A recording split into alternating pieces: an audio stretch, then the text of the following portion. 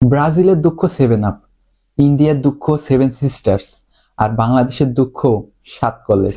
বর্তমানে ঢাকা বিশ্ববিদ্যালয় 7 কলেজকে সামলাতে না পারলেও ইডেনের 7 বোন বলেন আর 7 গার্লফ্রেন্ড বলেন তাদেরকে ঠিকই সামলাইতে পারে। তাই জন্য তো মধ্যরাতে ইডেনের মেয়েদের সঙ্গে সঙ্গ দিতে তারা একটি গান গেয়ে বসে। চুমকি চলেছে একা পথে, সঙ্গী হলে দোষ কি তাতে।